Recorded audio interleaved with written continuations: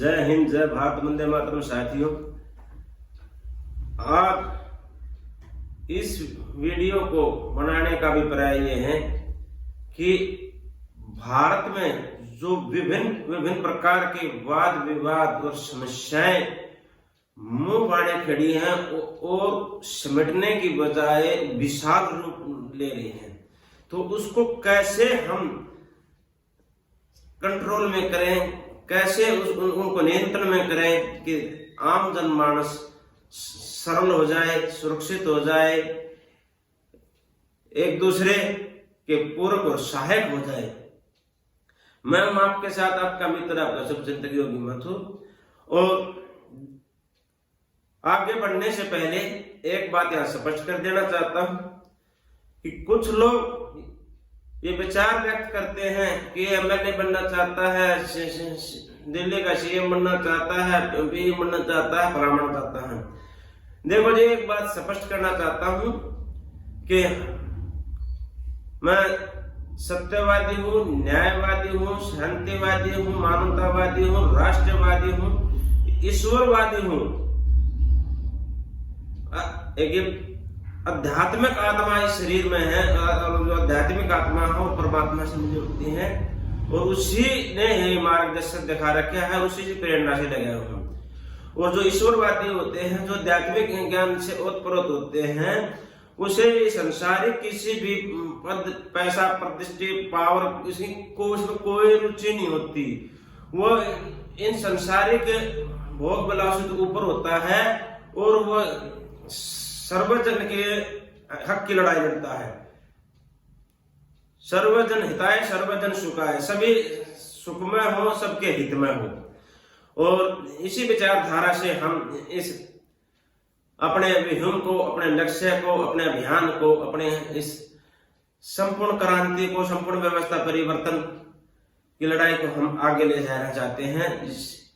और ये सिर्फ वैचारिक है, कोई हथियारिक नहीं है, कोई अन्य प्रकार के कोई हानि पहुंचाने के लिए नहीं है। तो हम जो हैं आपके हित की लड़ाई लड़ रहे हैं, आपके हक की लड़ाई लड़ रहे हैं, आपके अपनों की लड़ाई लड़ रहे हैं। या तो अपने देश के विषय में सोच के विचार का साथ देना चाहिए, या आने वाली अपनी पीढ़ियों के हित और भविष्य को देखकर साथ सहयोग करना चाहिए, या समस्त मानव जाति या इस महान भारत देश की एकता, अखंडता, इस सभ्यता, संस्कृति को युगों युगों तक ऐसे ही ये फलती फूलती रहे, ऐसे ही ये अपने समस्त मानव जाति का मार्गदर्शन करते रहे। इस भारत भूमि की यही पहचान है, इसलिए इसको महान भारत वर्ष बोला गया है। और सबसे अहम विषय ये कि मैं पीछे लिख रहे हैं कि 1876 से लेकर 1947 तक भारत भूमि के 8 टुकड़े हो चुके हैं, लेकिन अभी भी किसी के अंदर में, हृदय में वो प्रेम, प्रीति, परोपकार नहीं जागा है। इसके लिए तो दया, करुणा नहीं जागी है जो जागृत होनी चाहिए। इस माँ भारती के साथ बहुत अन्याय हुआ है, बहुत अन्याय हुआ है। अब इसको न्याय देना चाहिए, इसलिए पुकारती अखंड माँ भारती। एक दफे मैं अपने निजी सूत्र को, अपने जो बिगाड़ने वाले हैं उनको क्षमा कर सकते हैं, और क्षमा करने का कारण भी है, कर्म फल पर जीवन आधारित है, क्या पता कि जीवन का लेना देना क्या है।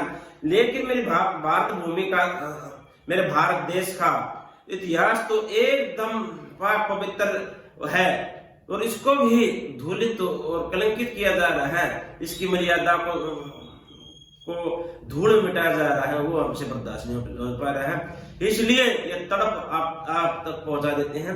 इसमें आगे बढ़ने से सबसे मूल समस्या क्या है कि हमारे देश में मूल जड़ कहां से पैदा हो रही है, वो है हमारा राजतंत्र। हमारे राजतंत्र में सच्चा लोकतंत्र कैसे स्थापित हो, ये हम आपके समक्ष रखने जा रहे हैं। तो आज सच्चा लोकतंत्र चैरिटेबल ट्रस्ट, जो हमारे मित्र हैं अमित अग्रवाल जी, जो 300 साढ़े 300 व्यक्तियों को नेपाल में काठमांडू में उनके अंतर्गत कार्य करते थे, लेकिन मातृभूमि के प्रेम ने उनको यहाँ बुला के और इस देश के हित की लड़ाई लड़ रहे हैं। उन्होंने मुझे 2-3 बार आह्वान किया कि योगी भाई आप इसमें मेरी मदद करें, सहायता करें, और ये इतने बढ़िया बढ़िया मुद्दे हैं, इसमें मुझे आप जैसे देशभक्तों की सख्त आवश्यकता है, तो हम इसको मुद्दों कैसे बनाएं। तो मेरे भी अंदर से आत्मा आवाज आई कि हाँ, हमें दूसरे देशभक्तों के साथ ही पूरक बनकर चलना चाहिए। तो देश में सच्चा लोकतंत्र ऐसे स्थापित होगा कि जो नियम शर्तें हम बताने जा रहे हैं उसको आप भी सुनना समझना। इन हमारे मित्र अमित अग्रवाल जी का एक ही कहना है कि ईमानदार सच्चे जो व्यक्ति बताना चुनो, और हमें चोरी के, करप्शन के, भ्रष्टाचार के सारे रास्ते रोक देने चाहिए। तो आप जानते हैं कैसे उन्होंने अपने अपने विचार रखे हैं, आपके समक्ष मैं पढ़ने जा रहा हूं। आप भी इन गुण को हृदय से साथ सहयोग और आशीर्वाद देना। सच्चा लोकतंत्र trust, charitable trust, D 1104 Vaishali 7 Ghaziabad Delhi NCR में रहते हैं, और उन्होंने अपना registration number, PAN card number दे रखा है। सब संपर्क Amit Agarwal. Mobile WhatsApp number है 96 548 60 104। मैं दोबारा से रिपीट करूंगा, 96 548 60 104, यानी कि 9654860104। नमस्कार मित्रों, हम ये संगठन बनाने की आवश्यकता है ताकि भ्रष्टाचार, करप्शन, अपराध, क्राइम, अव्यवस्था, मिसमैनेजमेंट या जटिल प्रक्रियाएं, कॉम्प्लेक्स सिस्टम को नियंत्रित किया जा सके।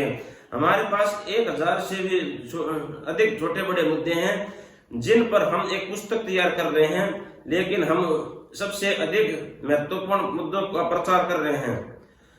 हमारा मूल सिद्धांत योर प्रैक्टिकल, हमारा मूल सिद्धांत यह है कि हमें ईमानदार नेताओं की खोज नहीं करनी, बल्कि चोरी के अधिक से अधिक मार्ग को बंद कर देना चाहिए। हरियाणा के पूर्व मुख्यमंत्री श्री बंसीलाल जी ने यहाँ तक कहा था कि बड़े चोरों को मत चुनिए, छोटे चोरों को चुनिए। इस बात का अर्थ यह है कि चोर तो सभी होते हैं, इसलिए हमें ईमानदार नेताओं की खोज करनी चाहिए, बल्कि हमें चोरी के अधिक से अधिक मार्ग बंद करवा देने हैं। दूसरा, चोर चोरी के नए मार्ग खोज लेते हैं। एक धारणा यह भी कि आप कितने भी चोरी के मार्ग बंद करते हैं, लेकिन वो चोर होते हैं, वो चोरी के नए नए मार्ग बंद ही कर लेते हैं। वास्तव में यह पूर्ण सत्य नहीं है। वास्तविकता बात यह है कि जानबूझकर चोरी के मार्ग खुले छोड़े जाते हैं ताकि भ्रष्ट नेताओं के जो घनिष्ठ व्यक्ति होते हैं चोरी कर सके, और नेता समय यदि कभी गिरफ्त में आ जाए तो बचने निकलने का मार्ग हो। बहुत बढ़िया अंदर की बात। सबसे अच्छी सामाजिक सेवा, आचार्य चाणक्य 300 ईसा पूर्व ने कहा कि सबसे बड़ी समाज सेवा होती है राजनीति को ठीक कर देना, क्योंकि सरकार के पास बहुत साधन होते हैं, और यदि राजनीति ठीक हो जाए तो साधनों का उपयोग विकास के सभी क्षेत्रों के लिए होने लगेगा, और विकास के कार्यों में बहुत गति आएगी और राष्ट्र शीघ्रता से उन्नति की ओर। यहाँ पर आचार्य चाणक्य ने राजनीति सुधारने को समाज की सबसे बड़ी सेवा बताई गई है। आपके सुझाव का स्वागत है, लेकिन आप कृपा करके लिखित में दे और पूरे विस्तार से दे, क्योंकि हमारे पास पहले से 1000 से अधिक मुद्दे हैं, और यदि आप लिखित में और पूरे विस्तार से नहीं देंगे तो उनको समझना और उसका स्मरण करना हमारे लिए कठिन हो जाएगा और आपके लिए सुझाव व्यर्थ हो जाएंगे। www सच्चा लोकतंत्र मिट्टी। प्रमुख मुद्दे, मेन एजेंडे, राजनीतिक मुद्दे, पॉलिटिकल एजेंडे जो हैं वो इस प्रकार है। पहले नंबर पर सभी राजनीतिक दलों पर प्रतिबंध लगा देना चाहिए। हमारे देश में कोई भी राजनीतिक दल, पॉलिटिकल पार्टी नहीं होनी चाहिए। इसके लिए प्रत्येक मतदाताओं को चुनाव के समय में केवल निर्दलीय उम्मीदवारों को ही चुनाव करना चाहिए। सभी राजनीतिक दलों पर प्रतिबंध लगा जाने से उसके मध्य का झगड़ा समाप्त हो जाएगा।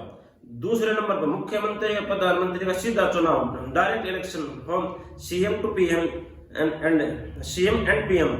मुख्यमंत्री प्रधानमंत्री का सीधा चुनाव होना चाहिए, जैसा कि सांसद व विधायक का होता है। और मुख्यमंत्री और प्रधानमंत्री भी निर्दलीय उम्मीदवार होने चाहिए। सभी चुनाव एक साथ, हमारे देश में के सभी सांसद, विधायक, मुख्यमंत्री, प्रधानमंत्री का चुनाव एक साथ होना चाहिए। यदि कोई नेता अपने कार्यकाल को पूरा नहीं कर पाता तो नया चुनाव होना चाहिए और यह नया नेता बचे हुए कार्यकाल के लिए नेता होना चाहिए। यानी कि बीच में कोई दिक्कत परेशानी होती है तो नया नेता चुना जाएगा तो उसका शेष कार्यकाल के लिए चुना जाए। नेताओं का कार्यकाल, सांसद, एमपी एवं विधायक, एमएलए का कार्यकाल 2 वर्ष का होना चाहिए। मुख्यमंत्री, सीएम, प्रधानमंत्री का कार्यकाल 4 वर्ष का होना चाहिए। समय कम होने से काम में गति आएगी। अमेरिका की लोकसभा, जिसे हाउस ऑफ रिप्रेजेंटेटिव कहते हैं, जिसमें सांसदों का कार्यकाल 2 वर्ष का और राष्ट्रपति का कार्यकाल 4 वर्ष का होता है। 5वें नंबर पर है वोटिंग मशीन पर प्रतिबंध। वोटिंग मशीन पर प्रतिबंध लगा देना चाहिए। सभी मतदाता पेपर बैलेट द्वारा होने चाहिए। वोटिंग मशीन से धांधली का भय रहता है। सभी विकसित देश मतदाता के लिए पेपर बैलेट का प्रयोग करते हैं। 6ठे पे है 1 से अधिक वोट। प्रत्येक मतदाता को 1 से अधिक उम्मीदवार को मतदान देने का अधिकार होना चाहिए। मतदाताओं की इच्छा होनी चाहिए कि एक व्यक्ति या 1 से अधिक व्यक्तियों को मतदान कर सके। इसका लाभ यह होगा कि शीर्षक 2 का एकाधिकार टूट जाएगी और मताधिकारों को अधिक विकल्प मिलेंगे। इससे नेताओं का काम करने का दबाव रहेगा। वोट डालने वाले उम्मीदवारों की धारणा समाप्त हो जाएगी। 7वें नंबर पर बड़े राज्यों का विभाजन। बड़े बड़े राज्य को छोटे छोटे राज्यों में विभाजित कर देना चाहिए। जैसे बड़े राज्यों को संभालना बहुत कठिन होता है। जैसे उत्तर प्रदेश को 5 विभागों में विभाजित कर देना चाहिए। बंगाल, बिहार, महाराष्ट्र को 3 भागों में विभाजित कर देना चाहिए। भारत में 50-60 राज्य होने चाहिए। राज्यों का आकार और जनसंख्या पंजाब और हरियाणा जैसा होना चाहिए। छोटे राज्यों का संभालना सरल होता है।